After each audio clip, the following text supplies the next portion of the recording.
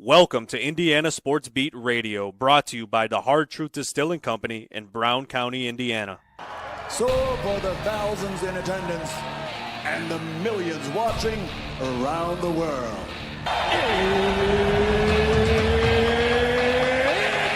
Time! Three on the way. Oh! It went in! It went in! And Indiana wins the ball game! Know your role and shut your mouth, you jabroni.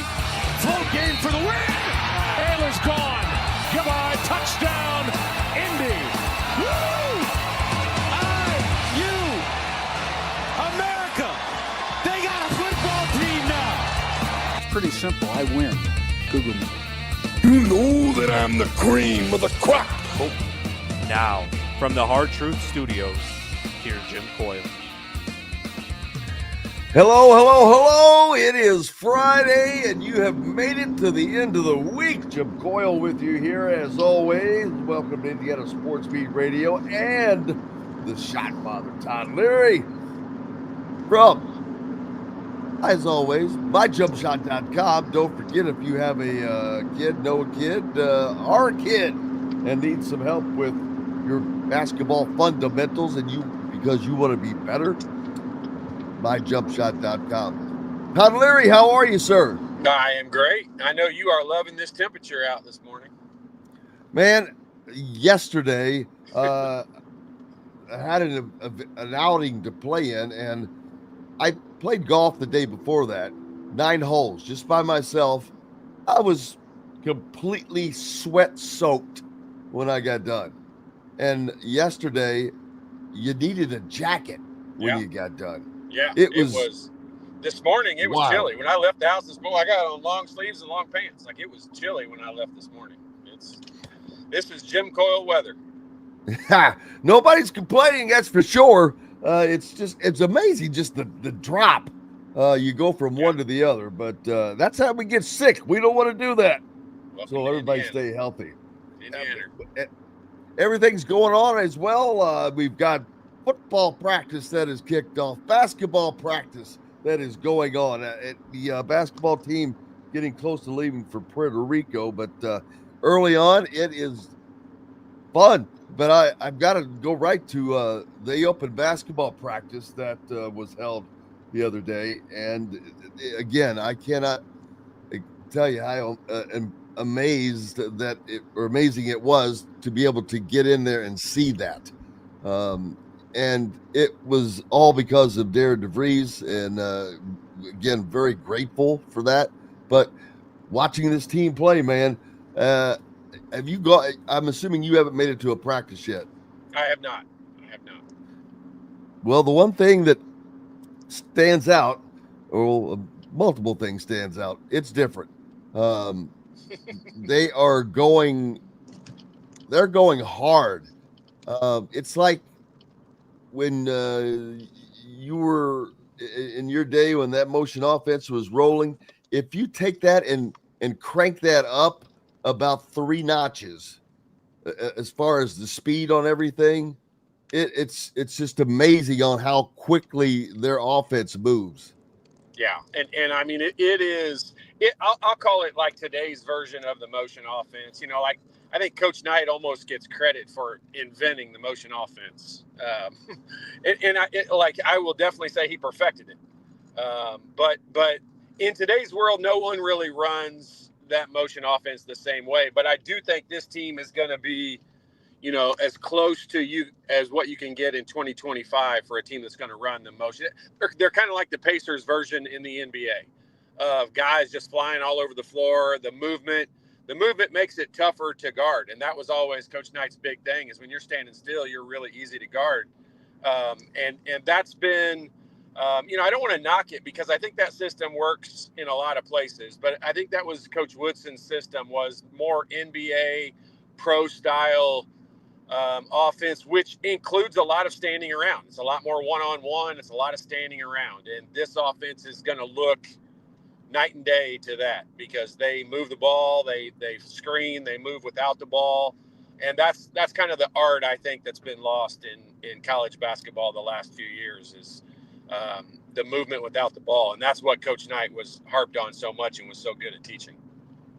And a big part of that is having a point guard that runs the show, right? But it's also everybody else, because once the point guard, the ball's out of his hands, you've got other people that are responsible for keeping it going or doing whatever. But Tatum Connerway, I cannot wait for you to go see him in a practice, because I was like, wow, this dude he's on, if it's a 1 to 10 level of speed on getting things done, he's about an 11.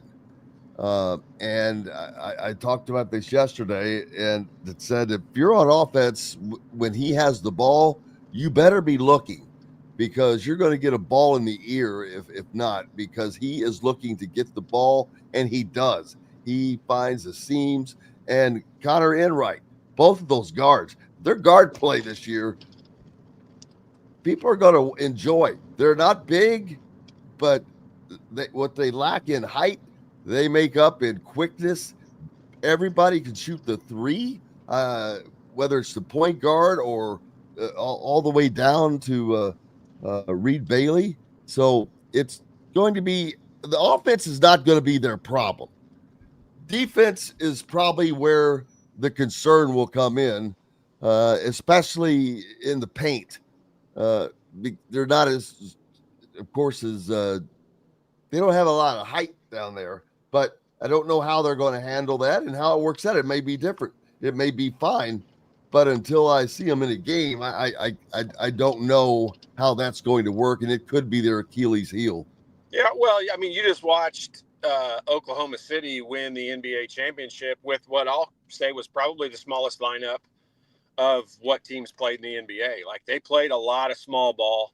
There was a lot of times their center or their 5-man was 6'8" or under. And so I'm just saying it's possible. And it's not, I mean, I don't put a lot of, the one thing that I want to see, and I don't know that we'll compare it to who they're playing against, but one of the things in Puerto Rico I really will keep an eye on is rebounding. I think that's a big key for this team.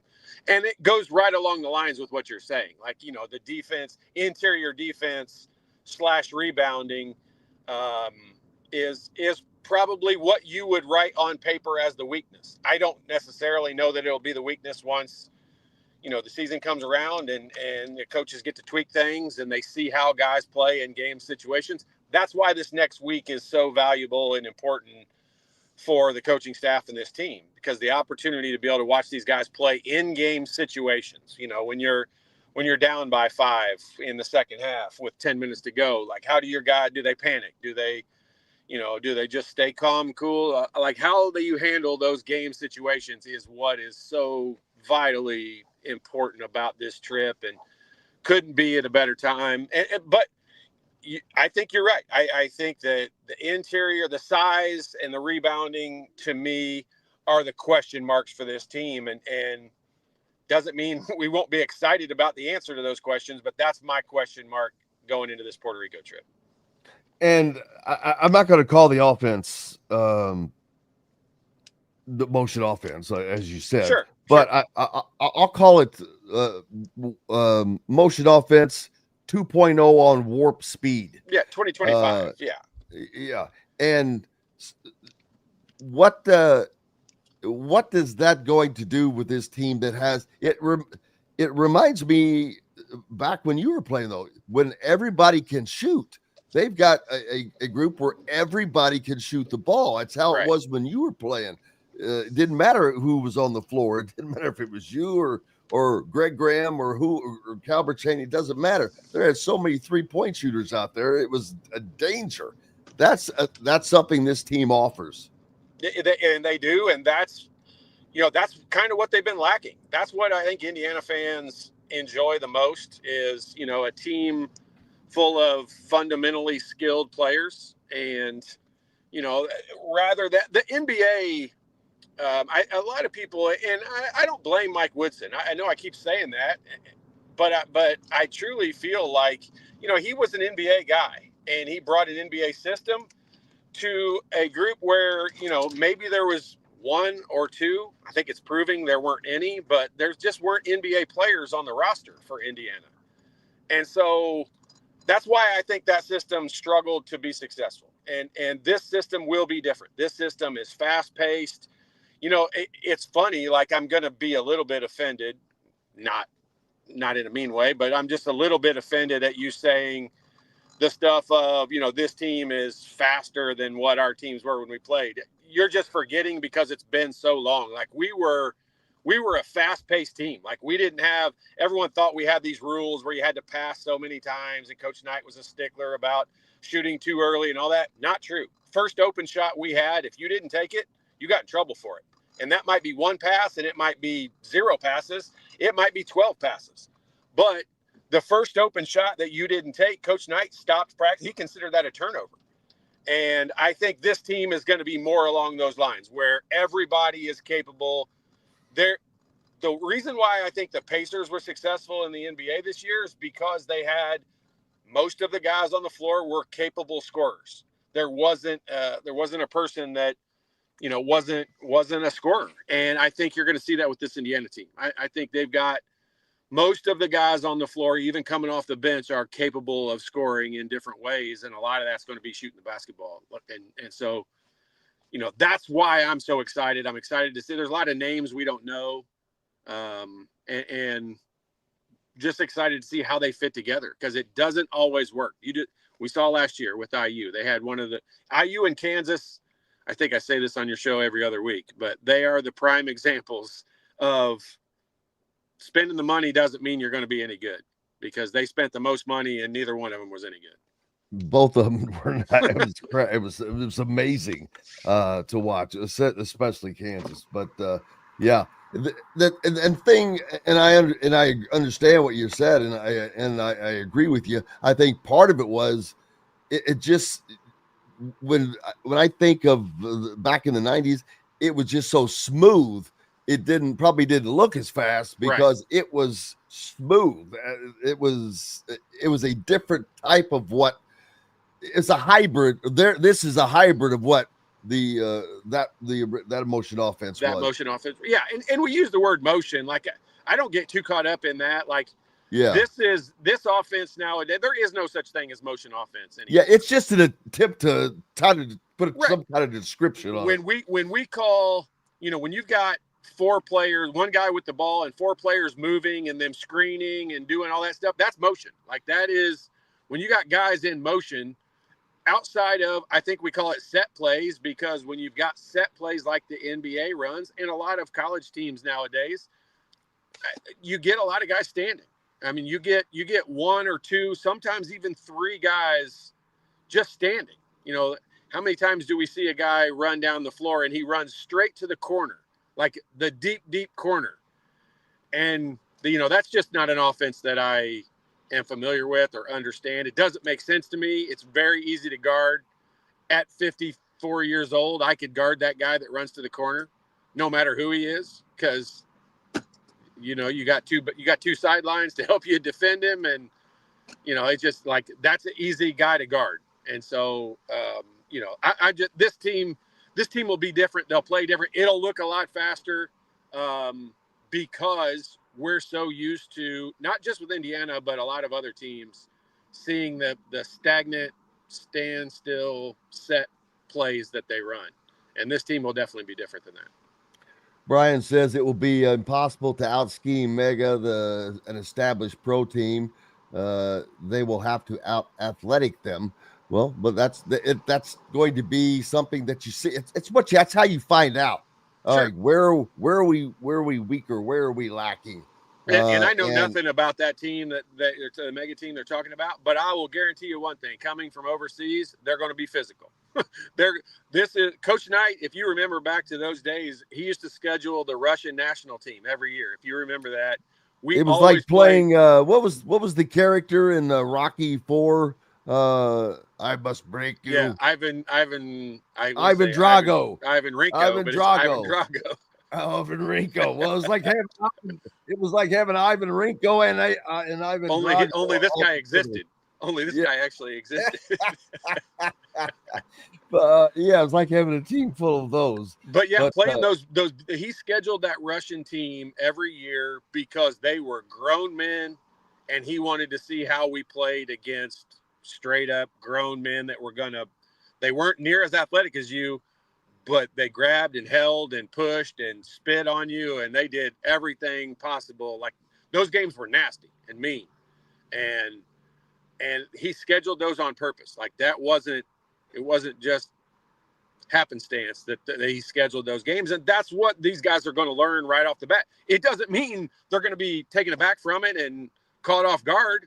We might be more physical, but we're going to find out in a week, and that makes it fun.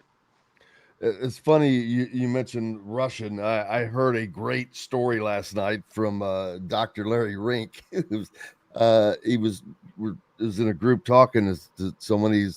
He said, "Yeah, I remember when me, Coach Knight, and me, and they were talking about the Van Arsdales, and the Van Arsdales went to Russia for a fishing trip, and he said it was rough. We were in the water up to our chest, and it was, the water was rough, and I don't think the Van Arsdales caught a single fish."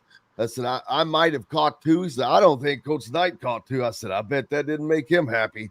He said he could not wait to get the hell out of there. He's never coming back from that. But, so yeah. Russia's not a good fishing trip for him. Well, I'm not sure. You've seen a lot of advertisements for hot destinations, and Russia's not one of them. So no, it doesn't surprise me Coach Knight picked some off the wall place to go. I'm sure he's the guy that could do it. Andy says, hey, Jim, a lot of the players talk about DeVries bringing high energy and enthusiasm. Just curious if you saw that. Not a criticism at all, but he's not highly enthusiastic in his public appearances. He's just a very low-key average guy. When he's in public, he is like going up and talking to Todd or talking to whomever, talking to me, talking to anybody you meet on the street. He's just a super nice, genuine guy. And he doesn't, you can't compare him to Kurt Signetti. They're different types, and you can't compare him to whomever. He's him, but he's just a guy. He's just a normal guy.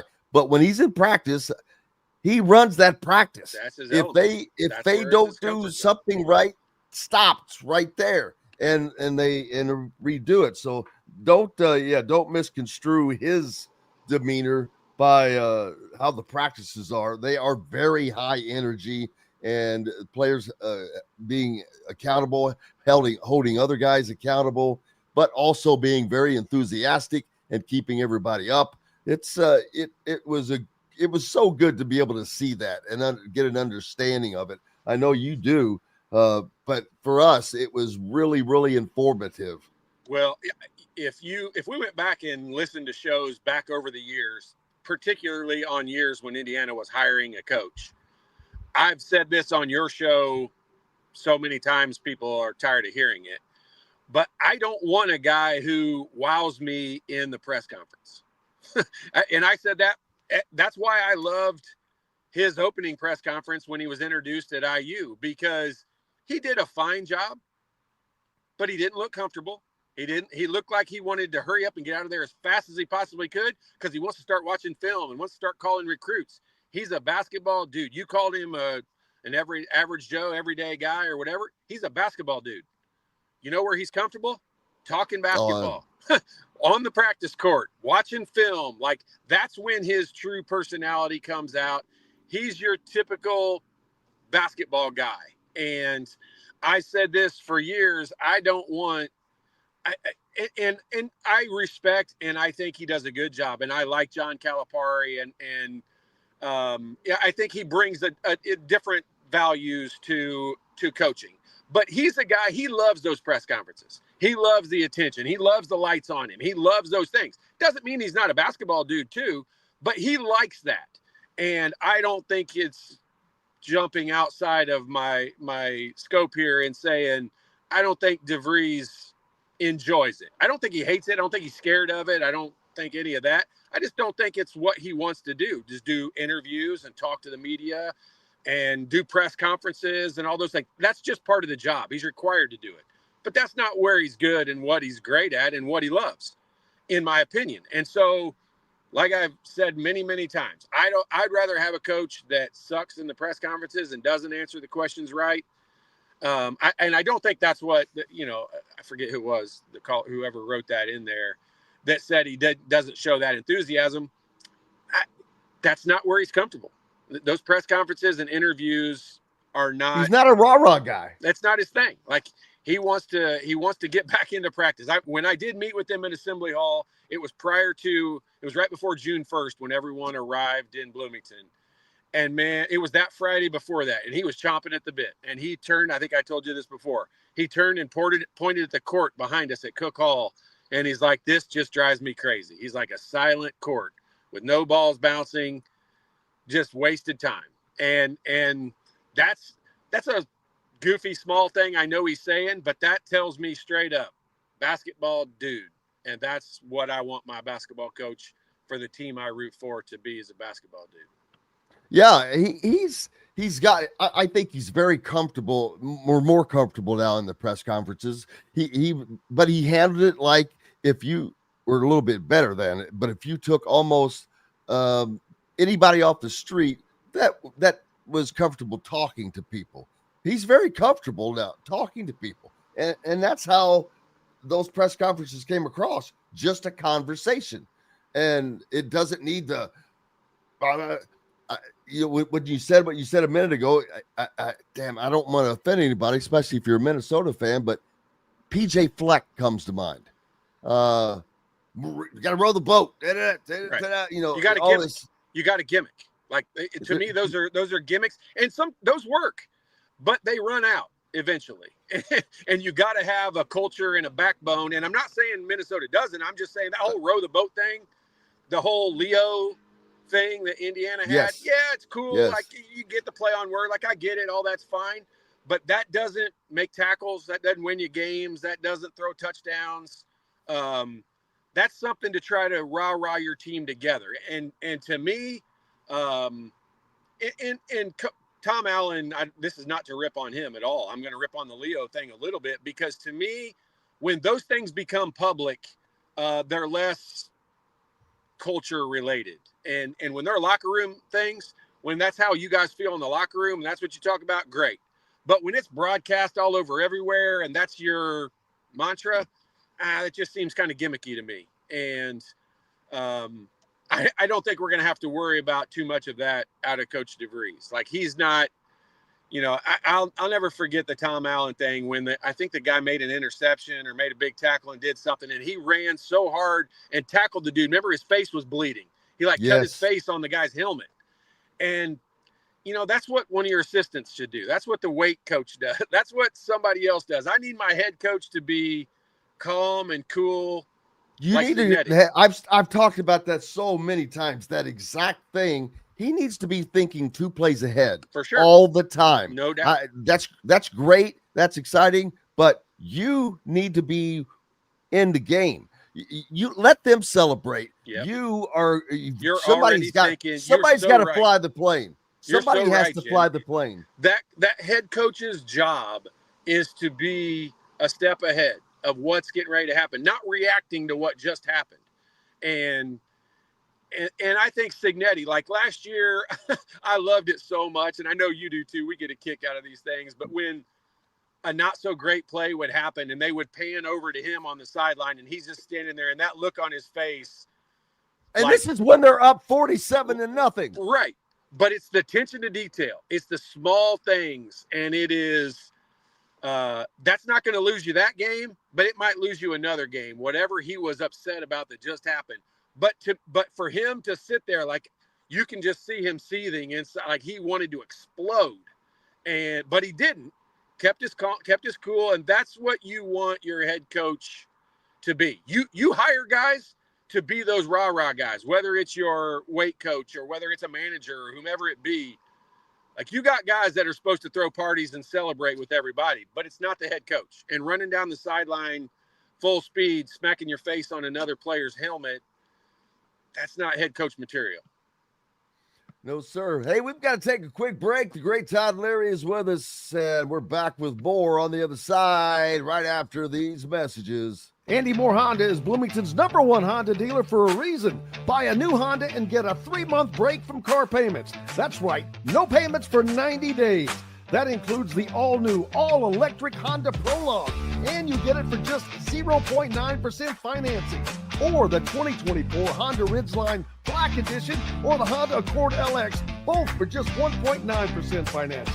Get more to your door from AndyMooreHonda.com, Bloomington's #1 Honda dealer and your best place for new and used vehicles. If you're looking for a new home in the Indianapolis area, you need Cheryl Sizemore from Brick and Ivy Realty. Cheryl Sizemore has over 2 decades of experience, and that could be the difference in getting the home you want in today's tough housing market. Reach out to Cheryl at CherylSizemore@gmail.com or 317-701-0838. That's 317-701-0838. Let Cheryl Sizemore sell or find your new home today.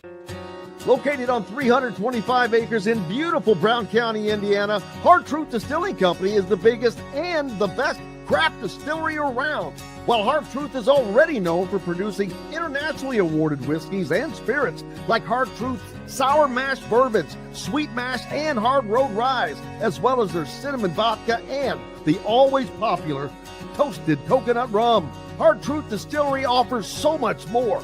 With a full-service restaurant, ATV, and distillery tours, as well as live music, you can spend an entire day at Hard Truth Distillery while making your entire family or group happy. And that's the Hard Truth.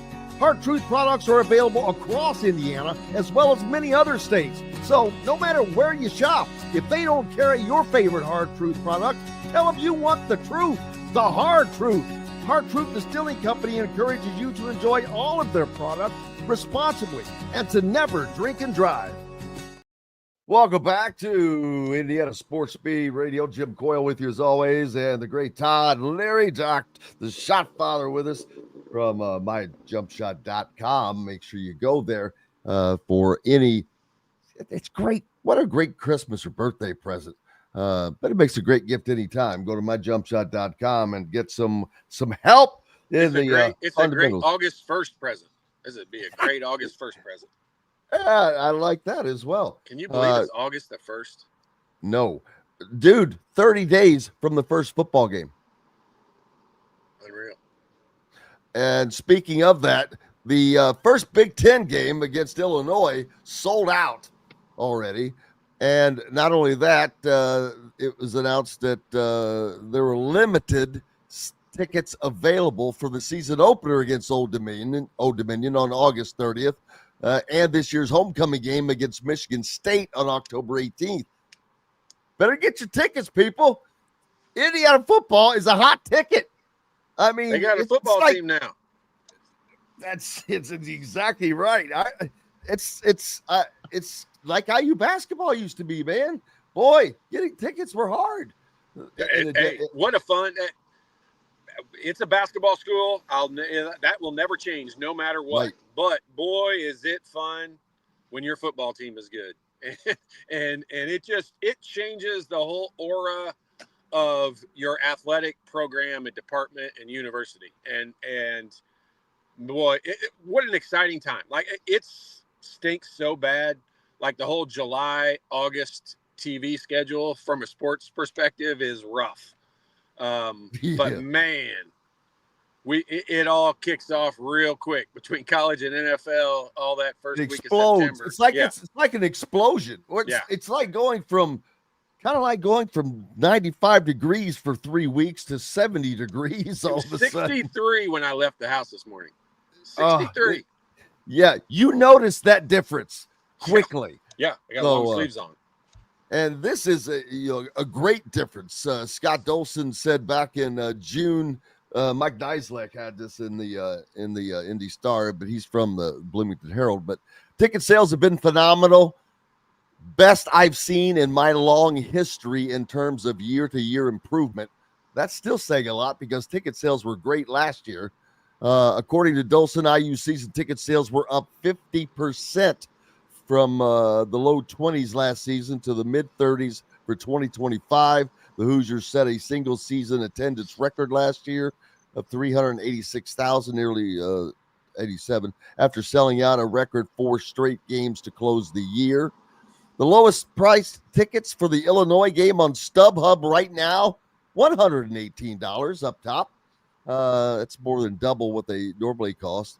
Indiana coach Kurt Signetti told reporters after practice on Wednesday, when we met with him his first open practice, he expects sellouts throughout the year, even with a non-conference schedule that doesn't feature the big marquee matchups.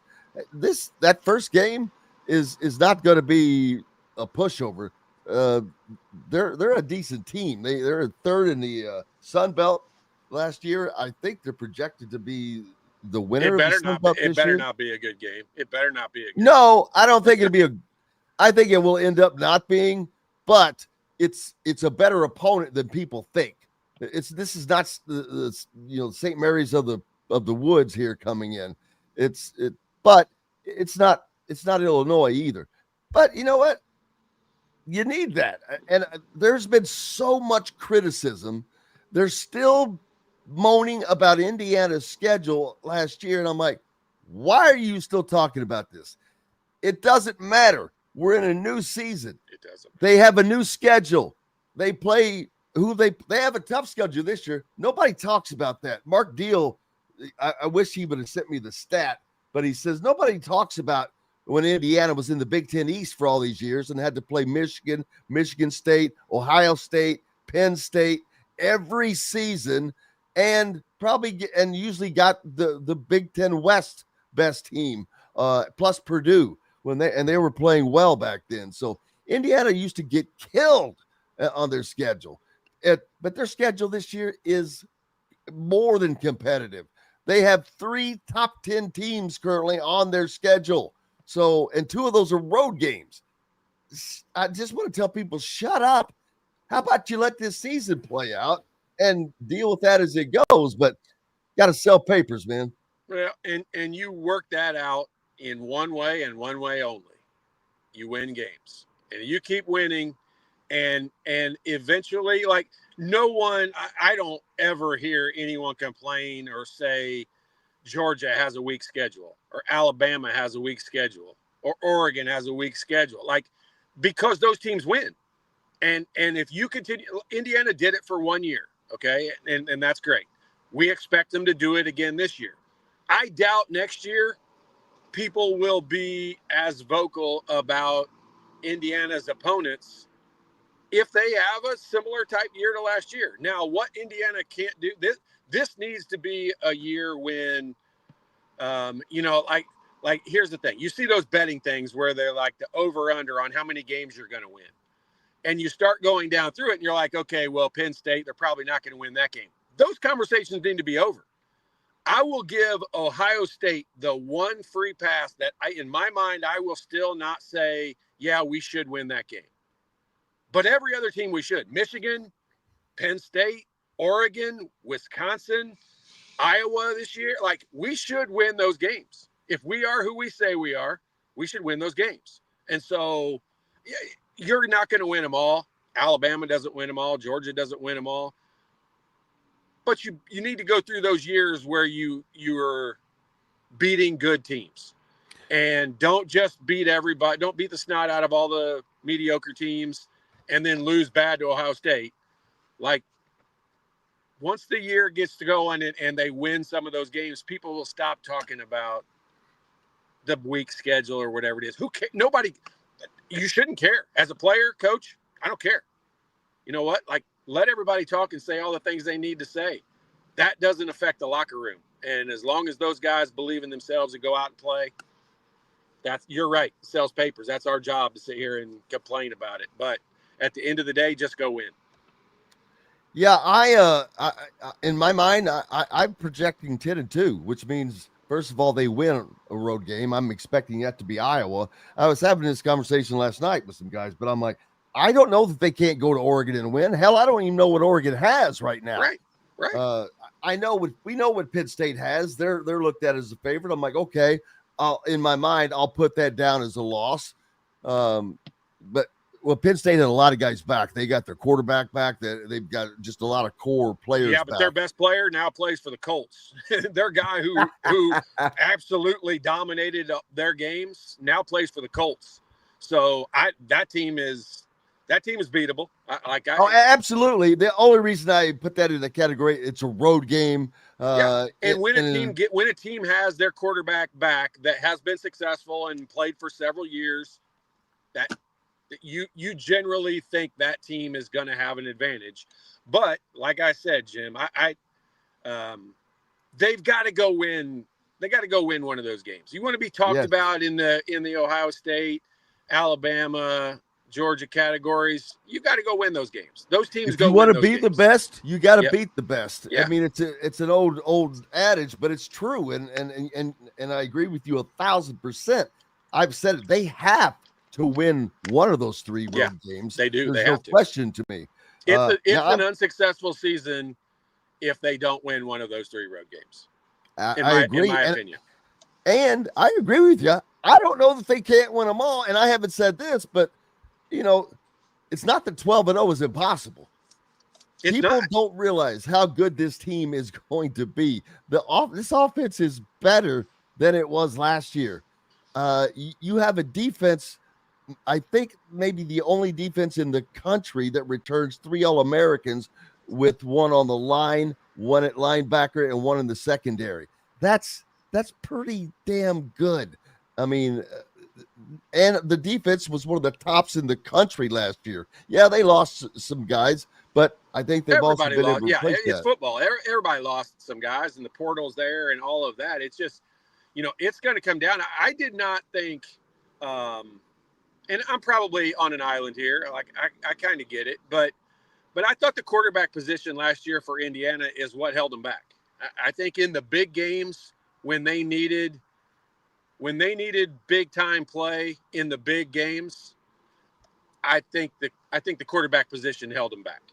Well, I don't think he remember played he got his thumbnail jerked off in that one game where he came back but he came back and played. And then we find out that he had a torn ACL, so he had no mobility, which probably played into that some. But throwing wise, he was really, really good. He didn't make mistakes. He is a good decision maker, which was huge. But now you've got in Fernando Mendoza, you're going to have something different. He's got an electric arm. And I've been saying this, and people kind of look at me funny. I'm like, Indiana did not have over-the-top capability last year. You don't remember them getting, a 50-yard bomb over the top. Everything was a lot of back shoulder throws for good yardage. But I'm talking about when you just hit this guy in stride and they're gone for an 80-yard touchdown or whatever. Fernando Mendoza has that capability. I've seen him do it, and I'm like, oh, man, that's a new wrinkle that Indiana has. Plus, they have strengthened every position group. The line is better and solid. The running backs room as well. You've got elite All-American type wide receivers. It's going to be fun to watch this team again. And I mean fun, and it's going to be fun to watch his defense. Bryant Haynes is done a masterful job as defensive coordinator. He's like a second head coach. He's just the head coach of the defense, and he runs it well. The players seem to respond to everybody. Cignetti does what he does, but he does it in a way that the players embrace it. And if you don't have that, then you don't have a team. And that's the great thing. Everybody is bought into what they're doing, whether what side it's on. And it is going to make a huge difference. Yeah, I mean they work hard. Like that's the thing. That the trickle-down effect from a hard work standpoint, I'm not sure that there is a coach in the country that works harder than Coach Cignetti. And that's a big statement to make. And when your head coach sets the tone for that, the players respond to it. Like it is it is something. It does factor in. And players don't want to skate by and not work hard. Like part of when you're that age and you got all the energy in the world and your body is in great physical condition, like you enjoy hard workouts, you enjoy tough hitting practices, physical practices in basketball. Like you enjoy those, like those are fun. And I think Coach Signetti and what I've seen of the players and how they talk and off the field, like I know a couple of players that have played for him last year. I know a coach that works really closely with him. Man, they love him. Like they love working hard for him. And you get a lot of good results when you get really talented players practicing hard and working hard. And I know they're just chomping at the bit right now to get out on the field and shut up all the people that are complaining about schedules and all the other stuff. Like at the end of the day, let's just go win. Let's go play. Let's go make plays and let's go win. And that's Coach Signetti. I mean, he's a football guy. Like I say basketball dude for DeVries. Signetti's a football dude, man. And Indiana needs to sit back and I'm not telling fans what to do. I'm just saying as a fan, I'm sitting back enjoying where this university is at from a coaching perspective right now because they've got one. It's funny that you say that because I was just thinking, I don't think Indiana has ever been at a point coaching-wise than they are right now. In my life, like Bill Mallory and Coach Knight, when in their primes, late 80s, early 90s, that was. Well, I'm not talking about just the two sports. I'm going a little deeper than that. If you look at soccer with Todd Yeagley, you look at women's basketball with Terry Morin. Now we've got, of course, Kurt Signetti and Darren DeVries. Yeah, but you've also got the swimming program that is still an elite swimming program with those coaches. I don't know that Indiana has ever been at a point where all of those had that level of coaching at the same time. And Coach Mercer, like the baseball and the softball. Oh, yeah. I forgot to mention Jeff. Yes. Like all of them, like they are. And if you've ever met them and got to talk to them and meet these people, like Terry Morin, she might be the most fun person to talk to. Like she is as down to earth as a human being can get. She's a Seymour girl, man. Yeah. I mean, I've only had limited conversations with her, but when I walked away, I felt like she made me feel like the most important person in the conversation. And I definitely felt like she was the most important person in the conversation. So yeah, it just, Scott Dolson, I mean, if people are not giving him the credit for the position that the athletic department is in, because just think about it, Jim. Think about 2 years ago when Tom Allen was let go and all that. Like, I mean, we were not having this conversation about what a good position the whole athletic department is in. And in 2 years, I don't want to say revamped, but boy, it looks different and it looks good. And now is when you have to double down on that. Now is when you have to, make the hay, because we should be successful. We got the parts in place, got the NIL, all you can eat buffet in the NIL department. So, it's an all around pretty good situation for IU athletics. I absolutely agree, brother. What is up for you now? This is going to be a nice, beautiful weekend. I'm sure I can assume there will be some at least golf in the early morning hours on a Saturday for you. You may have to wear a sweater, brother. No doubt. And at my old age, the blood has definitely thinned. Like I will have on a coat. I'll have on definitely a sweatshirt, hooded sweatshirt, and something. So, this weekend's going to be golf. Just catching up on some basketball stuff. Hopefully, we figure out a way to throw something together for Puerto Rico. I've not ruled that out yet, but we've got some roadblocks we got to knock down in the next 4 or 5 days. Yeah, to be the man, you got to beat the man. That's right, 5. And Brian points out Terry Morin, that's right, just won another gold medal with the USA under-19 team. I think this is 2 gold medals for her now. So, it's amazing, brother. Well, brother, I appreciate you as always. I hope you have a great weekend. No, I appreciate it. Do the same. See you out there. Appreciate it. The Shotfather, Todd Leary from myjumpshot.com. Make sure you go there if you have anyone that you know of that could use help in their basketball fundamentals. We're back with more from Indiana Sports Beat Radio right after these messages. Know a team or group needing a fundraiser? Boost Fundraising raises more money faster and offers the most unique and user-friendly online fundraiser in the nation. Your team receives personalized fundraising pages for each team member. Free team-branded promo gifts shipped to each donor. Boost Fundraising does it all. Sports teams, marching bands, charity causes, and community groups. Go to boostfundraising.com and be sure to enter the promo code COYLE, that's C-O-Y-L-E, to receive a discounted fundraiser. Located on 325 acres in beautiful Brown County, Indiana, Hard Truth Distilling Company is the biggest and the best craft distillery around. While Hard Truth is already known for producing internationally awarded whiskeys and spirits like Hard Truth Sour Mash Bourbons, Sweet Mash, and Hard Road Ryes, as well as their cinnamon vodka and the always popular toasted coconut rum. Hard Truth Distillery offers so much more. With a full-service restaurant, ATV, and distillery tours, as well as live music, you can spend an entire day at Hard Truth Distillery while making your entire family or group happy. And that's the Hard Truth. Hard Truth products are available across Indiana, as well as many other states. So no matter where you shop, if they don't carry your favorite Hard Truth product, tell them you want the truth, the Hard Truth. Hard Truth Distilling Company encourages you to enjoy all of their products responsibly and to never drink and drive. Welcome back to the Hard Truth Distilling Company studios. Jim Coyle with you as always. And as I mentioned, Indiana football sold out now for the Illinois game, the first Big Ten game of the year. That comes up, what is the date on that one? September 20, it looks like. I can't read. Sorry. But yeah, man, we're 29 days away from kickoff. It's just crazy.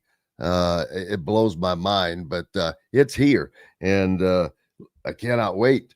I'm really looking forward to seeing all of these teams, but this football team, I've been having. Boy, it's a great conversation to have with people of what they think is going to happen, but there is a lot of people behind and excited, and I don't know that all three of those first games are going to sell out, but I definitely think that they could possibly sell the first game out for Old Dominion. Football's back, kind of a thing. Get out there and tailgate, have some fun, and enjoy what they're doing. We'll hear more from Coach Kurt Signetti and Coach Darren DeVries later in the program, and Zach Osterman will join us, I think, next, and we'll have Alec Lasley on as well. So we've got plenty more to talk about, and we'll hear from both of them.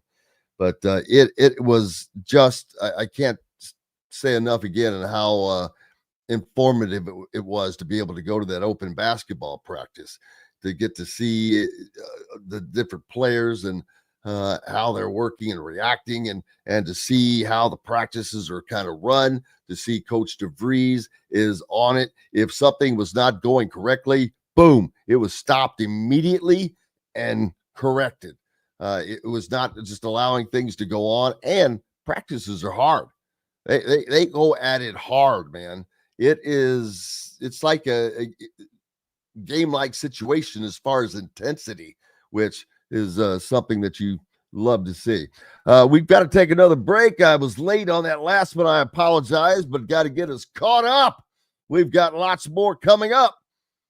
From Indiana Sports Beat Radio, we're back with more after this break. If you're looking for a new home in the Indianapolis area, you need Cheryl Sizemore from Brick and Ivy Realty. Cheryl Sizemore has over 2 decades of experience, and that could be the difference in getting the home you want in today's tough housing market. Reach out to Cheryl at CherylSizemore@gmail.com or 317-701-0838. That's 317-701-0838. Let Cheryl Sizemore sell or find your new home today.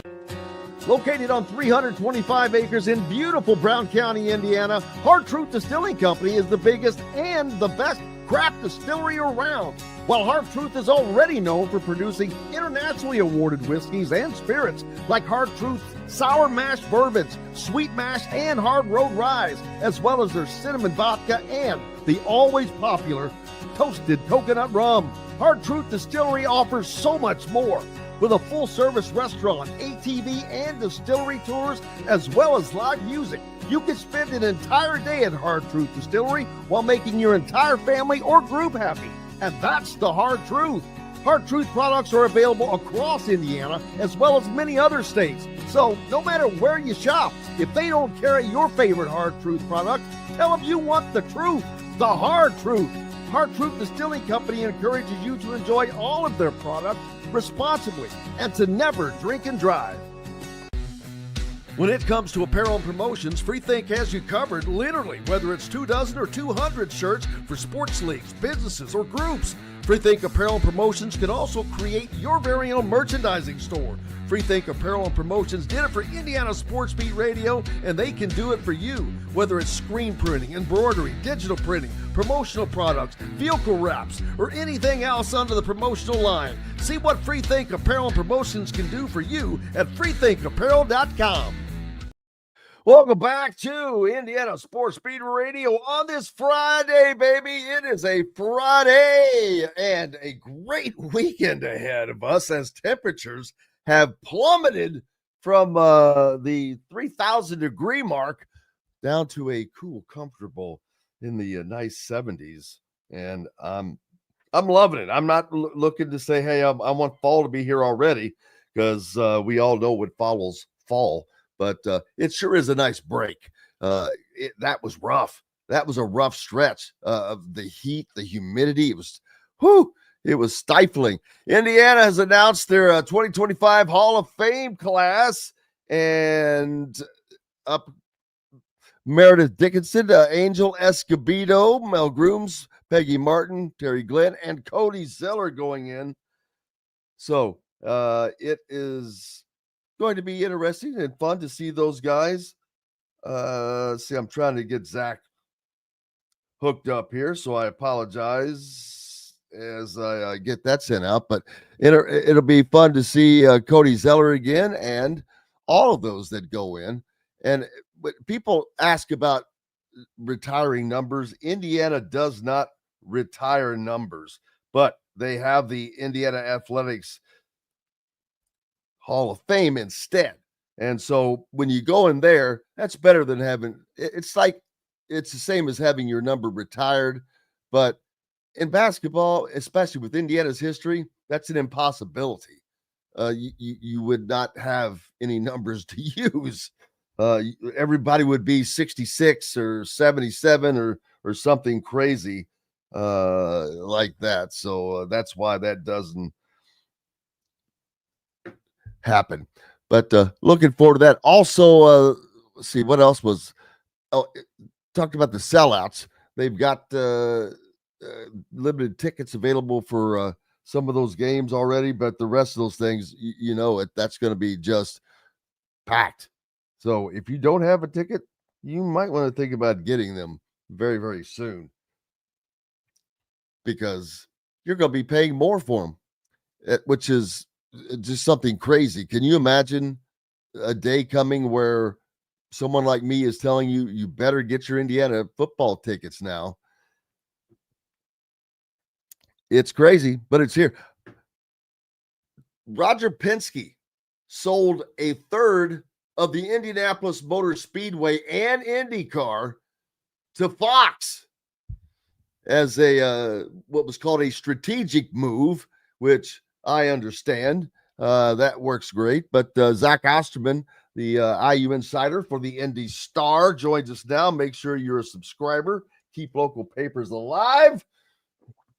I love holding. I was somewhere the other day, Zach, and there was a Star, and I grabbed it. First thing I did was grabbed it just so I could go sit down and hold a newspaper. I know that's so old school, but I still love doing that. What a great week it has been, Zach, with opening practices of football coming up, and I don't want to say unprecedented, but rare opportunity to see IU basketball. And that was, I've talked about how eye-opening that was in so many different ways, as far as watching the coaches interact, watching how the players are working, watching what's going on the court. But that was a very, very informative experience.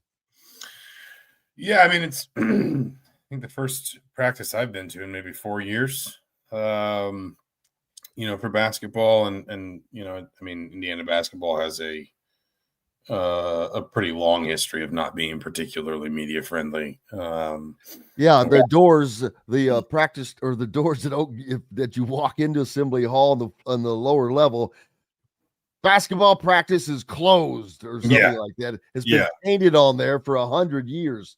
But it's I mean, it was interesting. It was interesting to me that it was only an hour. Now I think film work and stuff like that can sometimes be encompassed into like a quote unquote full practice, but you saw a team that seemed really sort of purposeful about just moving, quickly from one thing to the next.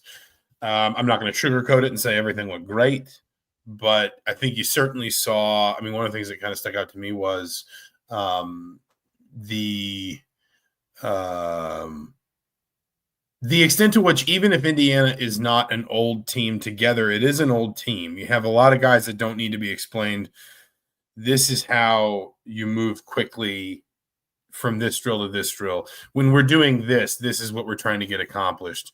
Maybe the terminology is a little different, but you're going to recognize the drill. You're going to recognize how to run what we're trying to run. And I'm not talking just about plays or sets. I'm talking about, literally every step of a practice. I think you saw a team that may not have a ton of time on task together, but it does have a ton of time on task in college basketball. And I think that makes probably those practices a little bit more efficient, a little bit more productive. Indiana, I mean, there was definitely some good, there was definitely some bad. Obviously it's August 1st, so there's still a long way to go. We're still 3 months from the start of 3+ months from the start of the season. And it'll be interesting just to kind of see, beginning next week in Puerto Rico, kind of where this team can chart its progress. Yeah, and I was impressed with the speed at which the offense was running.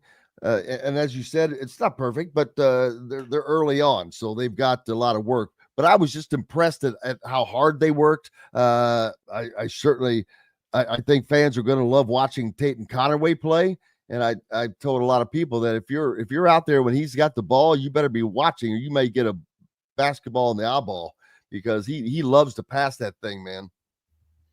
Yeah, I think didn't Darren DeVries say something like sometimes he makes the simple plays more difficult, and He put a little, in some respects, a little pizzazz on it. Yeah, in some respects, you'd probably rather that than the other way around. You're still going to need to be able to sort of rein some of that in, or at least make it fit. But I talked to Conaway a little bit, and because I was asking him just about the structure of the offense and how many guys it seems like Indiana has that can shoot the ball, and he just said, like, for a player like me, that's just a godsend, because I'm a slasher. I'm constantly looking for angles to get in the lane, to get downhill, to break things down. If I've got 2 or 3 options every time my feet hit the lane, and obviously I'm paraphrasing here, but if I've got 2 or 3 options every time my feet hit the lane, then we're doing great.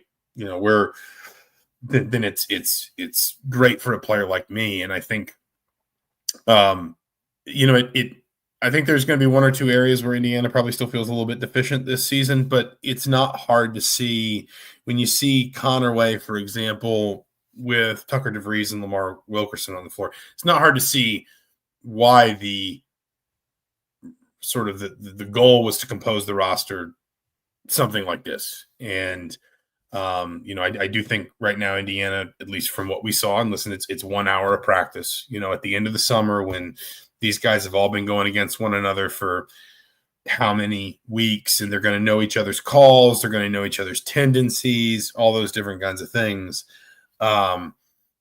I think it's probably fair to say the offense looks ahead of the defense right now. And I think that's just in part because I think the defense is going to take more time. You're trying to instill sort of pack line principles into your roster. That doesn't just happen overnight, even with experienced players. And part of it is, I think, because the way that Darren DeVries went about building the roster, he got a lot of guys that, again, you're going to need to gel from a chemistry perspective, but a lot of guys that understand, that have enough experience in college basketball to understand what they do that impacts winning, whether it's creating, shooting, how they move, where they're moving to, how they move with the ball, how they move without the ball, what they look like in transition, what they look like in screen actions. I think I suspect there's going to be a lot to like about this team offensively this year. Oh, absolutely. People are going to love it, for one thing, because they're going to see something that they haven't seen for quite some time, a good 3-point shooting team from Indiana, because I did see several guys attempt 3-point shots that went down, and right down to the point guards. I saw both in right. He hit a couple shots. Tate and Conaway hit one. Of course, you got Tucker DeVries, who was out there. And I tell you who also, I laughed about this the other day. I had to look at the roster because I saw him like, who's number 11? Because I didn't get a good look at his face, and he was pretty bulked up, good looking kid. And I'm like, hell, that's Trent Sisley. I mean, he's added weight. I mean, he has really, his body has matured, and he is a player that I know Darren DeVries loves, because he's one of those guys that is just going to work. Not that they're all of them aren't, but he's going to come to work with his lunchbox every day. Yeah, I mean, the other thing that impressed me. I don't know if I would say impressed me. We'll see if it bears out. Something that left an impression on me is maybe the better way to put it, is talking about that pace or seeing that pace that Darren DeVries talked about. When he said, and it's I had somebody say, it reminds me of Curt Cignetti, and it's like, well, Curt Cignetti didn't invent the idea of a fast, efficient practice. Like that should be every coach's goal. Some are more organized than others. It's probably a good sign when you have both a coach that can organize a practice that efficiently and move that quickly through it, and then also a team that can respond, a team that knows how to go, okay, we get the most out of this drill, but we're only going to do it for 7 minutes, and then we're going to move on to this, and then this. I thought it was noticeable, for example, that Indiana didn't work on defense till the end. And we may talk about this, we may not. Their defense struggled. I mean, I won't sugarcoat that. They had some really rough moments defensively. You also wonder if maybe that's by design. The idea that we're going to tire you out and then make you play defense. So you learn how to defend through fatigue, as opposed to maybe running your defense stuff early on when you might be a little fresher, a little sharper. Legs aren't as slow, mind's not as slow. And so it looks good, but is that simulating what you're going to need in a game setting? Is that simulating the last 5 minutes of the second half of a home game against Michigan? So it impressed me, the structure and the pace of practice, because it seemed like, from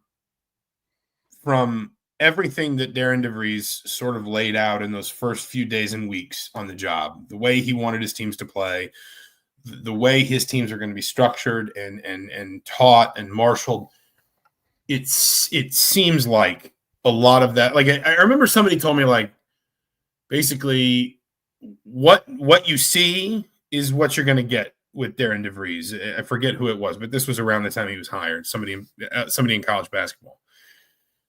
And I mean, when I was sitting there, I just sort of said, this is all what he described. This is all as he described it. In terms of the way he wants his teams to operate, the emphasis, the identity, how he's going to get that into his team in practice. Now, listen, it was 1 hour. Maybe it was all a show. I doubt it, but it's always possible that we're just putting on a clean pair of shoes for the media. I don't know, but I just think it what left me, as much as anything, if because I don't want to draw like sweeping conclusions about any one element of Indiana's roster or team from 1 hour practice, especially because we're about to go watch them play 3 games in Puerto Rico.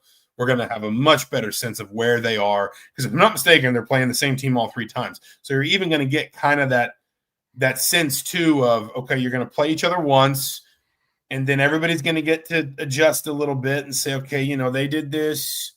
Here's how we counter this. And then you're going to play again, and then a 3rd time. So you're going to get not just fresh looks against somebody you haven't seen before, but also the ability to kind of scout and adjust and go back and then respond to whatever the other team does differently. But the thing that I pulled away from it in the broadest strokes possible was that the sort of atmosphere, the sort of team, the sort of identity that Darren DeVries talked about from, you know, very early on in his tenure, I could see that reflected on the floor. And that's a good sign, because a team has to know what its identity is, what it's meant to do, how it's meant to play, how it is meant to just essentially like what its core principles and identity are. I know that stuff sounds really intangible or you know, sort of like figurative, like it's not something that you can hold in your hands or you can chart on a stat sheet. And so sometimes it seems a little sort of amorphous. It seems a little bit just kind of like not real almost. But I think for this team, it's important that, at least to outward appearance, it seems like this group has a good, firm grasp on that. Now, I think it has a long way to go, and the good news is it has a long time to get there. But, you know, it was the thing that stuck with me more than anything else was that I just kind of looked around and I thought everything Darren DeVries described on March, whatever day he was hired and announced, it all looks like that. And I think that's a good sign for your program. Yeah, he had this. He had the money to get what pretty much whomever he could have gotten, whatever players. I can't say he could have gotten anybody he wanted, but he could have gotten, you know, this guy or that guy. He put the team together that he wanted, the type of players that he wanted, and I got a great sense that even though we're only around him for a little bit, but. And it'll take more, but they seem to definitely be on the same page.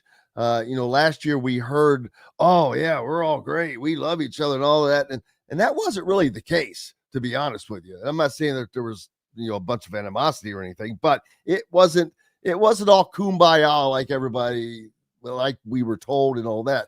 I think that will be the case with this team. I think that's because that's the type of team Darren DeVries has put together, the type of guys that will be like that and also perform on the court, do what needs to be done to win. And that's going to make a huge difference. I think that goes back to the idea of identity and the, you know, the question of what holds you together when things get hard. You know, because I don't think last year's team was full of guys that hated each other, but I do think last year's team, when things got hard, that group did not have like a great sense of, you know, here is, if you want to think about it in some sort of with some sort of metaphor, here is our Alamo. Here is where we retreat to that we know we can stand and we can hold. And maybe the Alamo's not the best example in that regard, but you understand what I'm saying. Like that team seemed to really lose whatever sense it had of what made it work, what made it successful when things went wrong, when adversity hit. It's the stuff that, you know, again, like if I'm just trying to think of metaphors in my mind, like you're playing. I finally got a hold of last year's EA Sports college football game, and I've been playing it the last couple of weeks. And there always comes a point when you're playing the game where you just kind of hit a rocky period. You punt a couple times, and you think, okay, what are like the 1 or 2 plays that I know I can run that are going to get me a couple first downs and just get me going again? Like where can I start when everything seems to kind of recede or retreat? Where can I just restart? that's a lot of your, not in the video game, obviously, but in real life, that's a lot of that is determined by your identity. It's determined by, yeah, we play fast, but we're smart about it. And here's how we like that spark again. Here's how we just get it, boom, just get it going one more time. And I think last year's team really lost that, if it ever had it to begin with. I don't know yet if this team has it. My sense is they are confident they're working, that they're getting there if they aren't already. And I think that's really important because there are going to be moments, especially for a team that is brand new. I know a lot of these guys are older and that's going to help, but they've never played, a competitive game of basketball together before. There are going to be moments when it's rough. There are going to be moments when when you're down 8 against Marquette, or when you have to pick yourself up from a 15-point loss at Kentucky. And people don't want to hear that, but some of that stuff's going to happen. There's going to come a point, this team is going to lose a game by 18 points. It just will, because almost every team does.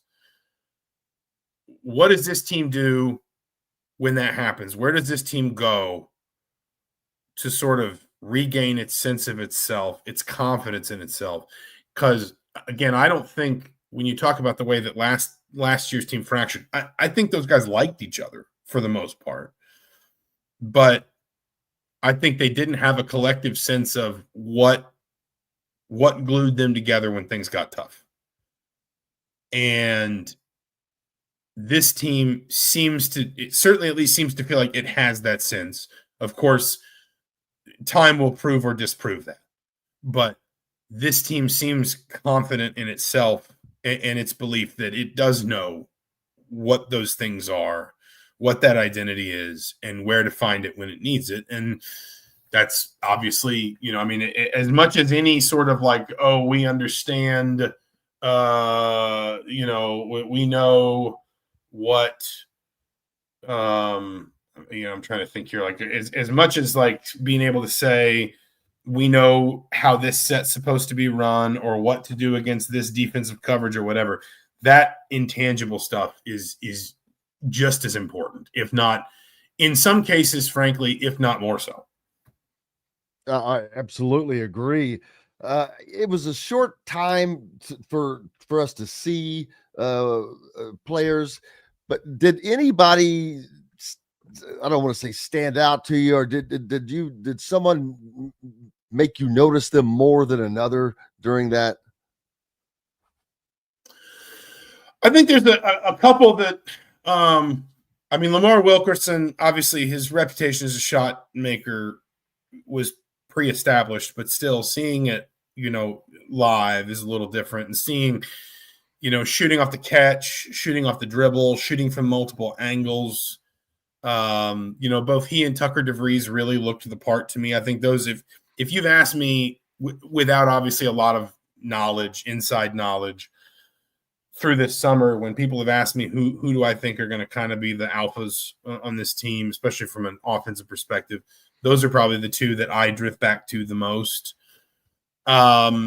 Reed Bailey, we'll see kind of where he gets up to defensively. But offensively, a lot of what I saw when I watched his Davidson film, I felt like got affirmed in the, admittedly, again, the limited window that we saw on Wednesday. He is really good in space. He's got really good footwork. He's a good passer for a big man. He looks remarkably comfortable for a big man in screen situations. If you're talking about, and I'm not saying whole package, but I'm saying for a big in ball screen offense, he reminds me of Trace Jackson Davis in the way that he's comfortable understanding angles on screens, when to take the handoff, like his feel for when to pass, when to cut, when to pop, when to take the handoff, when to deny the handoff. Those that was what always popped off his film at Davidson, was that he was just so good at being a big in space offensively and having a great feel for where to go, how to move without the ball, how to move the ball when it went through him, obviously how to finish, but then also you can see, again, the ability to pop out and shoot the occasional three and be a threat in that respect. So I feel like a lot of what I thought about him got affirmed. And then the other one I would throw out, you mentioned Trent Sisley. I mean, I don't know what kind of role he's going to have this year. I wrote something about him that I think is up this morning, where I kind of pointed out that at least for now, he's kind of been presented the opportunity to win a role. I would be surprised if either of, and it sounds like at least one of Alexa Ristich or Andreas, is it Andre? Yeah, Simovic will be with the team for the Puerto Rico trip, but you would imagine it's probably too soon for either of them to play just because they haven't been practicing at all. It doesn't seem – Nick Dorn, it sounds like, will not play in Puerto Rico. Jason Drake may not play in Puerto Rico. My point is, if you're Trent Sisley, there's an opportunity here. None of those guys other than Dorn probably play your position specifically. But there's an opportunity here if there are only 9 scholarship players available for these games for you to go and seize – for you to go and kind of carve out a role for yourself. I think that, he looked physically further along than, a freshman often would, especially in his position. I think he didn't look, and DeVries kind of said some of this, he didn't look overwhelmed by the competitive level. I talked to him a little bit about the Montverde experience, and he said both on the court and off the court, it made a huge difference for his adjustment to Indiana. He's one of 2 scholarship players. I know Indiana's got 2 walk-ons back, but he's one of only 2 scholarship players that probably qualifies as anything resembling a returner for Indiana, given his familiarity with the other would be Tucker DeVries, because DeVries has been around his dad for so long, even if he hasn't been around Indiana for very long. So the point is, I think it's not necessarily a guarantee that we're going to see a ton of Trent Sisley this year, but I wouldn't, if you told me right now he's going to play 15 minutes a night off the bench, I wouldn't be shocked, because he looked, further along than I would say a lot of freshmen do, especially at those kind of tweener positions where you're going to have to try and do a lot of different things. He impressed me. And so those are probably the ones that jumped out the most. Again, allowing for the fact that it was a very small sample. Yeah, Trent is very impressive, actually. But part of it is he has an incredible work ethic, and that is something that he has had all through high school. Again, they come from a great basketball family. His dad, Matt, and they have just been a great and he's always wanted to be where he is right now. He's wanted to wear the uniform he's wearing right now. So that makes a big deal for him too. But I agree with you. The transformation he's made, I mean, he has really transformed his body. I was like, damn, he's bulked up already, and this is just his first year.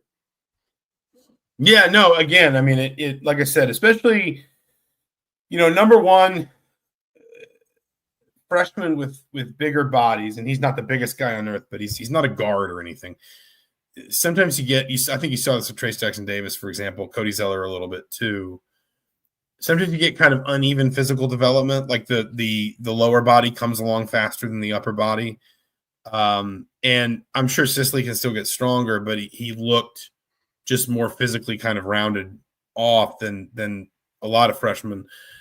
And again, also, he plays a position where there's not a lot of hiding, because you're either going to have to, be really versatile offensively for your team. If you're going to play the 4, then you'd better be ready to really scrap for rebounds, because he's listed at 6'8". He's not the biggest guy in the world. If you're going to play the 3, then you better be ready to defend some smaller, quicker guys, all while making an impact offensively. That's not an easy position for a freshman to kind of pick up. And, I suspect that when we see him in live competition, there are going to be moments, especially like against, a Puerto Rican national team where he's playing against professionals, when he's exposed defensively, because that happens to all freshmen. But you just, if you see, and you've been around even longer than me in some respects, Jim, like you just kind of know it when you see it, when a guy looks more advanced than a freshman should look. And I thought Sisley very much fit that fit that sort of description from what we saw on Wednesday. And again, I think the big thing for him is, you don't ever want teammates injured or behind or whatever, but here's an opportunity for you with some other guys unable to really compete for roles right now to step up and do something that demands, I need 15 minutes a night. I need 18 minutes a night. Trust me with this because I'll repay your faith. This is the opportunity for a player like that individually to step up and win a role if he's going to have one this year. And so it'll be interesting. He's one of the players that I think you watch, fairly closely down in Puerto Rico. And Juan, yeah, I agree with you. Zach Osterman, the IU insider for the Indy Star. Before I let you go, I was going to comment on this myself, but man, A+ on the coordinated sportswear today, man. It's looking tight. $20 at the Adidas store. I'm not an Argentina fan or anything, but they fit. They're comfortable. Soccer jerseys, Adidas jerseys are super comfortable. $20 at the Adidas store, and then I got this at a Braves game earlier this year. So where's the Adidas store? Over in Edinburgh. I'm gonna have. Oh yeah. I'm about to go over there, man. That's a big deal, but it looks great, and I know you have quite the collection, especially when it comes to soccer. We'll let you go, buddy. I hope you have a great weekend. Enjoy the temperatures. You too, my friend. It's gorgeous outside. Everybody needs to go listen to this show from their back deck. Appreciate you, Zach Osterman. Make sure you're a subscriber to the Indy Star. Keep local papers alive, and make sure you're following Zach for all of his great content. Thank you, sir. We've got more coming up from the Indiana Sports Beat Sports Deck here. Up next, Alec Lasley will join us from the Hoosier.com. We'll get more in depth with everything else. Back with more right after we take this break from the studio. The ISC Sports Network is your home for sports content across the Hoosier State. Find us live on TV and streaming or archived on our website and our app. The ISC is your one-stop shop for the content you want to see, including high school sports, college sports, and other great events throughout the year. Subscribe to our streaming service and get access to it all. ISC, local lives here. Know a team or group needing a fundraiser? Boost Fundraising raises more money faster and offers the most unique and user-friendly online fundraiser in the nation. Your team receives personalized fundraising pages for each team member. Free team-branded promo gifts shipped to each donor. Boost Fundraising does it all. Sports teams, marching bands, charity causes, and community groups. Go to boostfundraising.com and be sure to enter the promo code COYLE, that's COYLE, to receive a discounted fundraiser. If you're looking for a new home in the Indianapolis area, you need Cheryl Sizemore from Brick and Ivy Realty. Cheryl Sizemore has over 2 decades of experience, and that could be the difference in getting the home you want in today's tough housing market. Reach out to Cheryl at CherylSizemore@gmail.com or 317-701-0838. That's 317-701-0838. Let Cheryl Sizemore sell or find your new home today. When it comes to apparel and promotions, Freethink has you covered, literally, whether it's 24 or 200 shirts for sports leagues, businesses, or groups. Freethink Apparel and Promotions can also create your very own merchandising store. Freethink Apparel and Promotions did it for Indiana Sports Beat Radio, and they can do it for you. Whether it's screen printing, embroidery, digital printing, promotional products, vehicle wraps, or anything else under the promotional line. See what Freethink Apparel and Promotions can do for you at freethinkapparel.com. Welcome back to the Indiana Sports Beat Radio Sports Deck here. Alec Lasley from the Hoosier.com joins us. How have you been? Doing well. How are you doing? Great. I always love when I have you on because you wear a hat, and when we see you in public, Alec has got this movie star hair, man. He's like Rock Hudson back in the day. It just is perfect, but he doesn't share that with us on these days, but that's okay. How you been? I've been doing well. We're obviously approaching the kind of resumption of everything college athletics. We had a nice little sort of break, and now we're right back into the thick of things. So it's always fun once August rolls around. You get kind of the last couple weekends before college football season officially gets here. But obviously with fall camp and everything going on, the Puerto Rico trip this summer is a little bit different from an Indiana perspective, but always fun times here once we turn the page into August. Absolutely.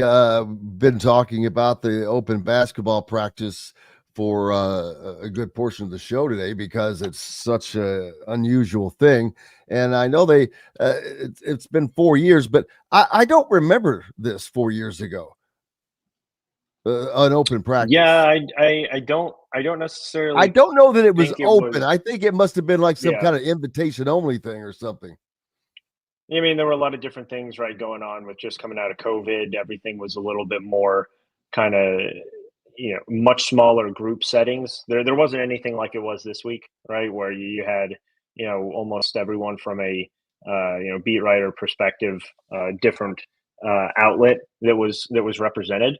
And it was definitely the first time that you had, that kind of access to the entire team. We had occasionally, right, over the last few years, a couple players or maybe a coach available over Zoom or anything like that. But the Wednesday was the first time that I remember that it was like that from a full kind of open locker room perspective aspect there. Yeah, and it was very, very important. I keep saying it's very, very informative, but I love the attitude of all of the guys, the players, because last year, the tone was set. Oh, we're a great team. We're bonded together. And that was not the case. It was not true. I believe that will be the case with this team, partly because I think they all have the same common goal of trying to get to where they need to get to, and to do that with this team, they are going to have to rely on each other. There's while there are good players, Lamar Wilkerson is going to stand out, Tucker DeVries is going to stand out, but they still all have to be successful. They need everybody else as well, and I'm impressed with the guard play Indiana's going to have this year between Connor Enright and Tatum Conaway. Those guys, the funny thing is, I don't know if I have this queued up where just right, so I'm going to make an attempt to see, but I asked Tatum Conaway who was the best defender on the team. See how good of a job I did here. We got some tough dudes, though. We got some. Who's the second toughest defender on the team? Connor over there, man. Me and him get into it. All right, let me go back. DeVries can shoot it. A lot of shooters for you to pass to. What's it been like getting everybody together on the same page? Well, then practices are hard because if you close out too slow, they're probably going to make it. But just everybody kind of staying within themselves, like doing what you do. Like our shooters, like if you catch the ball and you're open, shoot the ball. Like that's what you shot 40%. We need you to do that. And then our playmakers make plays. So just everybody kind of doing what they do and not getting outside of themselves, I feel like helps us a lot. Who's the toughest defender on this team? Me, yeah, for sure. I love that we answer. Got some tough dudes. No, we got some. Who's the second toughest defender on the team? Connor over there, man. Me and him get into it every day. Really? Yeah, he's tough. Little scrappers. Hey, he's tough. He gets up in you. You might not feel him for the first couple plays, but man, you play him for 40 minutes. Yeah, it's gonna be a long second half. That's I love that answer. I mean, and it came that fast. I mean, the question was barely out of my mouth and it did not come across arrogantly either. It came across as genuine, but to think that the two guards are just going to be hound dogs out there, that should give Indiana fans a little bit of relief of what this team is going to be like, of a hawking defensive team. Yeah, absolutely. I mean, especially because on the perimeter, more so from like a 2, 3, and even 4 perspective in terms of position wise, they're not as strong defensively. They're probably all average to maybe slightly above average, but very average defensively, and that's where you have typically a rim protector that helps there. Obviously, with this team, that's the one thing that's kind of in question. You have Sam Alexis, who's most likely going to be that true rim protector from that standpoint, but a guy who didn't do a lot of that last year at Florida for obviously numerous different reasons. But when he's also not expected to be. I mean, I shouldn't say expected, but like in your piece in the Hoosier.com right now, you have a perspective starting five that I agree with, but Sam Alexis is not in that. Yeah, so I mean, here's the thing. I think Sam Alexis is going to play a very critical role for this team, whether he starts or doesn't start. I don't think that really matters. I don't think who starts for this team is that big of a point of emphasis. It's going to be the closing lineup for this team. And I think that goes professionally, that goes at the collegiate level, that goes even down to elementary level. I think too many people get spun up with the starting lineup, when most oftentimes that's not the same lineup that finishes out games. He is the most physical player on this team from a paint perspective. He's the only guy who has a true kind of command of the paint, specifically on both ends of the floor too, with his ability to offensive rebound, his ability to protect the rim. So he's going to be closing out games because you need both of those things, regardless of if you're winning or losing. When it's within 5 minutes, within 6 minutes, right? When you come down, when every possession truly does matter. So regardless of if he starts, he's going to be a very vital player for this team, and I think really raises the ceiling for what they can be because of those two aspects. And it goes back to defensively, where if you're not great on the perimeter, which I think they're going to be very good defending the main ball handlers with Connor Enright and Tate Connerway. But you take those two guys out, again, they're very average, and they're not. Tucker DeVries is big. I wouldn't put him in the category of super quick from a very defensive minded standpoint. Nick Dorn obviously is, he's still really yet to see the floor here for Indiana. He's obviously going to be coming along a little bit later. Jason Drake is a little bit smaller.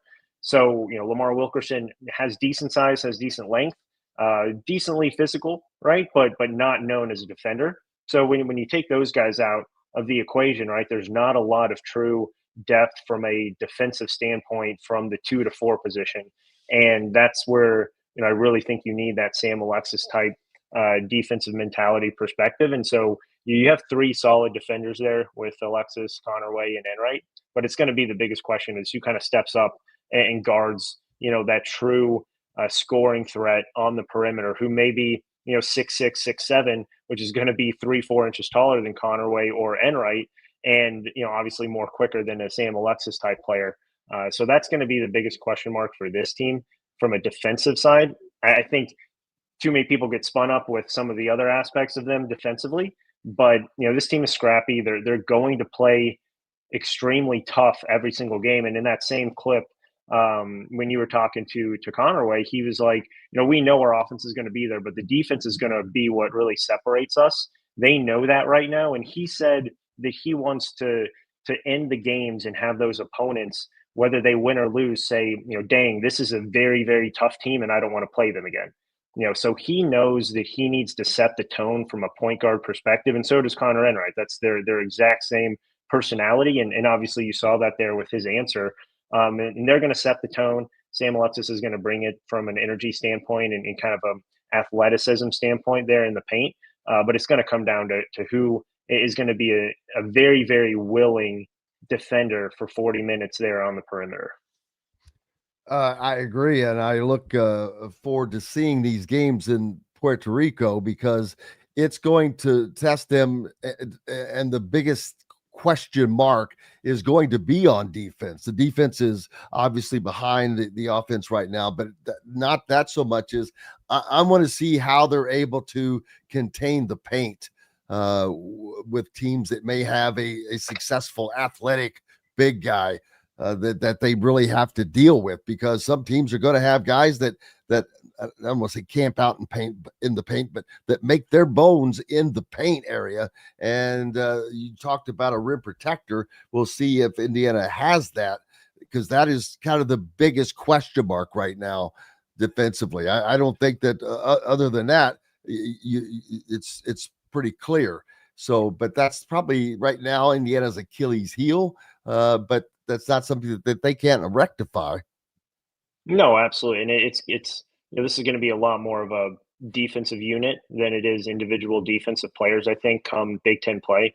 And, the biggest thing, even if you don't see it in the clips, or even if you do see it in the clips, if you weren't at the open practices, if you haven't seen any second of them this summer, the one thing that you always and will continue to hear are a couple things, and that's energy, enthusiasm, competitiveness, toughness, right? Those are kind of the four, buzzwords that continue to be brought up with this group, whether or not you're paying much attention to any video or not. Those are the four things that this group is really kind of relying on this summer.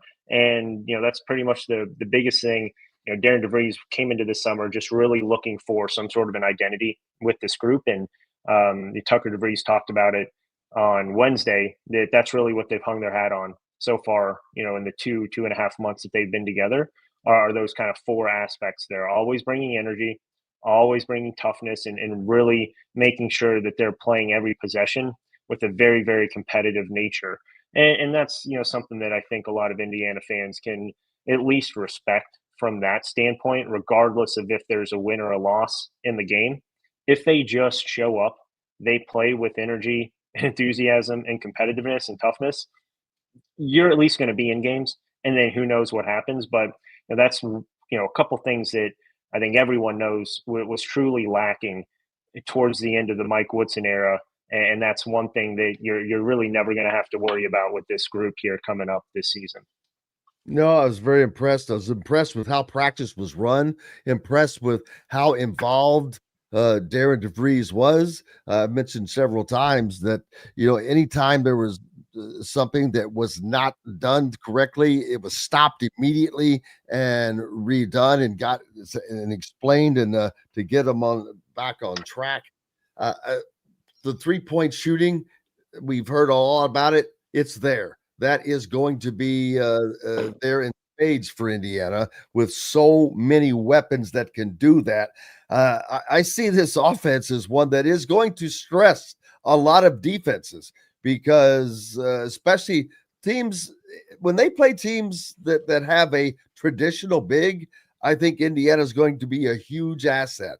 And then it could be a little bit the opposite on defense. But if you're a team that's got one of those traditional bigs, they better have their track shoes on and they better be in shape because they are going to be running a lot.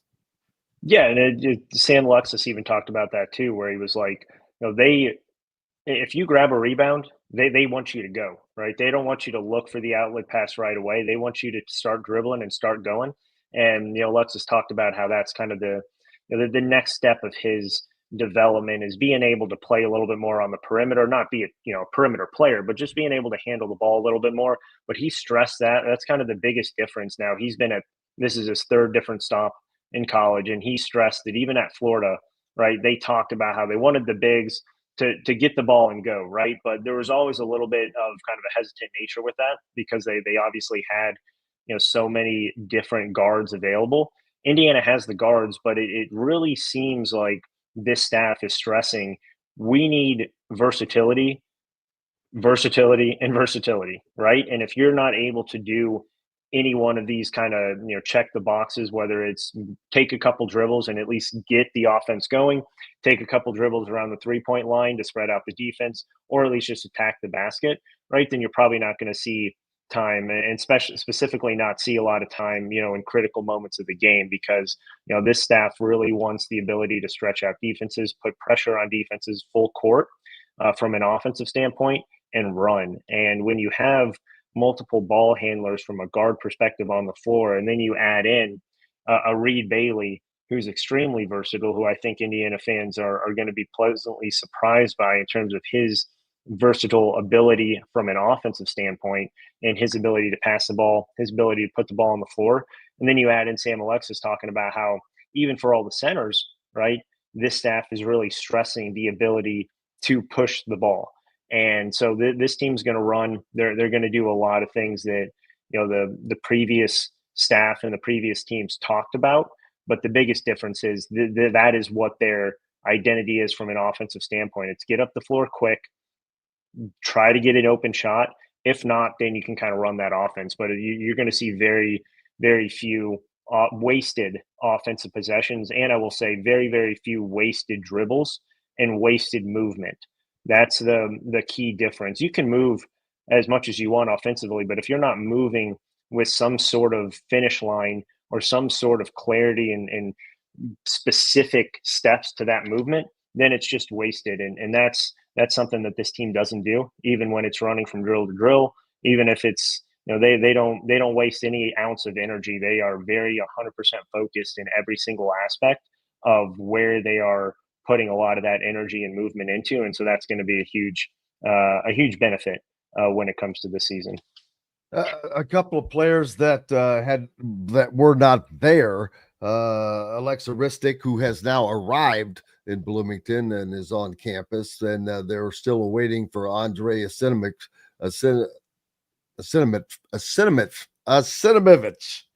Man, that's it'll get easier.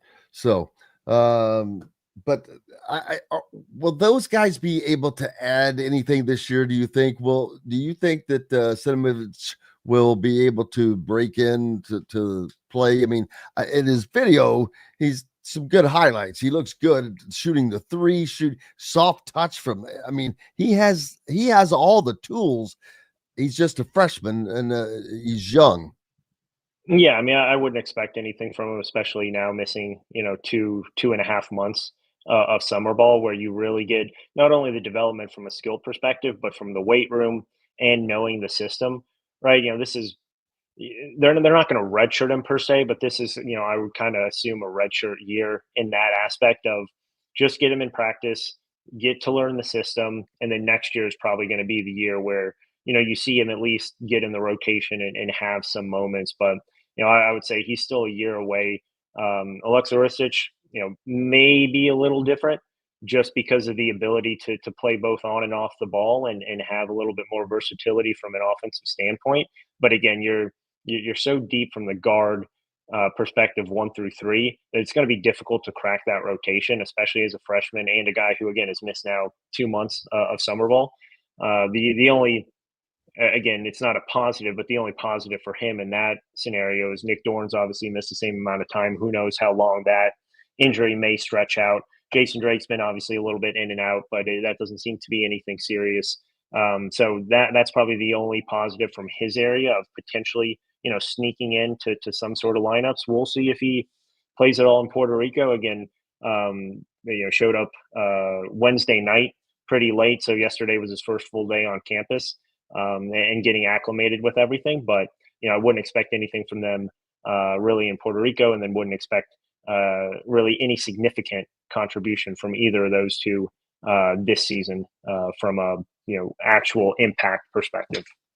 Alec Lasley from thehoosier.com. Make sure you go there now and get your subscription. It's only $1 to check it out and 50% off for the first year. If you want information, that's where you go. They are now the source for all things IU basketball and football related, and it's overall athletics. Doing a great job, you guys, man. You're killing it. Impressive. Enjoy your weekend, and we'll talk to you next week. Absolutely, and enjoy the weather. Appreciate you, buddy. Alec Lasley joining us here on Indiana Sports Beat Radio. More coming up right after this final break from the Indiana Sports Beat Sports Deck, as I guess I'll call it. Andy Moore Honda is Bloomington's #1 Honda dealer for a reason. Buy a new Honda and get a 3-month break from car payments. That's right, no payments for 90 days. That includes the all-new, all-electric Honda Prologue, and you get it for just 0.9% financing. Or the 2024 Honda Ridgeline Black Edition or the Honda Accord LX, both for just 1.9% financing. Get more to your door from AndyMooreHonda.com, Bloomington's #1 Honda dealer and your best place for new and used vehicles. If you're looking for a new home in the Indianapolis area, you need Cheryl Sizemore from Brick and Ivy Realty. Cheryl Sizemore has over 2 decades of experience, and that could be the difference in getting the home you want in today's tough housing market. Reach out to Cheryl at CherylSizemooreSells@gmail.com or 317-701-0838. That's 317-701-0838. Let Cheryl Sizemore sell or find your new home today.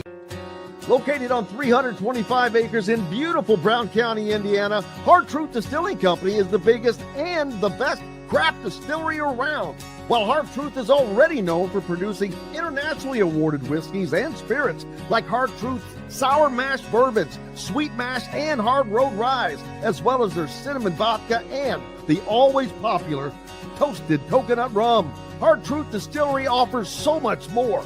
With a full-service restaurant, ATV, and distillery tours, as well as live music, you can spend an entire day at Hard Truth Distillery while making your entire family or group happy. And that's the Hard Truth. Hard Truth products are available across Indiana, as well as many other states. So no matter where you shop, if they don't carry your favorite Hard Truth product, tell them you want the truth, the Hard Truth. Hard Truth Distilling Company encourages you to enjoy all of their products responsibly and to never drink and drive. Happy Friday. Welcome back. What an incredible weekend we've got in front of us. It is absolutely gorgeous outside.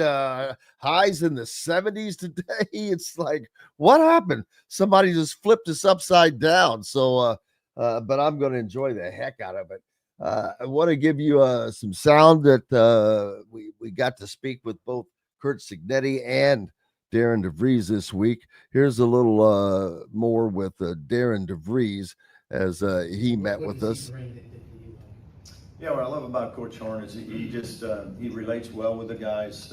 I think he brings, again, another guy that brings great energy and enthusiasm. He's a huge extension of our coaching staff, and he spends a lot of time with our guys, and our guys respect him. They trust him, so they want to work for him, and I think that's what makes him one of the best out there. And he knows how to build basketball players, and that's what I really enjoy. Is like he understands that we want them very functional. We want to train them in a way that allows them to be out on the floor feeling good, feeling like they can move and function. And then he also does, we have a great working relationship of when I need to back off or when he needs to back off, because he understands what we just did on the floor the day before. And, I love the way we're able to work together in that regard. Zach and then Anthony. Coach, how impactful has Lamar been on and off the floor and in and out of practice? Yeah, I love Lamar. Lamar comes with great energy. He brings a smile on his face every day. And, that type of enthusiasm is contagious. And he's one of those guys too. Like he understands this is his last year. I think he's approached every day at a very high level, and he's one of those guys that can be a game changer in terms of his ability to really score the basketball. And I just like all the other things though that he's brought. You can see on film his shot making, but all the other intangible things that he's brought has been really good for our team. That was Coach Darren DeVries talking about Lamar Wilkerson, of course, and Coach Nick Dorn before that. But it was a great week to see all that, and we'll have plenty more next week in football, especially with basketball. We'll be down in San Juan for the event down there, so we'll be coming to you from down there. Looking forward to it. That doesn't start till Wednesday, I believe. So. Beginning of the week will be here. So, but it has been a great, any week is great when you end with these kinds of temperatures, but lots going on that we were able to get to see and get out and take in. So that was an absolutely great time for all of that. And glad that we can provide that to the fans, because that's something I told Coach DeVries, that I know that the Indiana basketball fans will appreciate the media access we were given, because we can in turn provide that to everybody else. So great deal. And I cannot thank him enough, man. That was just very cool. And that's the type of person he is. I really believe that he is a down to earth guy, straight up. And so great way to end the week. I hope you guys have a great one. Go out and enjoy yourselves. Appreciate you being with us. As always, back on Monday, we will see you again. Until then, I'm Jim Coyle. I will see you on the radio. Thanks for listening to Indiana Sports Beat Radio. Be sure to subscribe to our YouTube page for more clips and team coverage of Indiana basketball, football, and more. You can also find full episodes and tons of other content on thehoosier.com. We'll see you next time for another edition of Indiana Sports Beat Radio.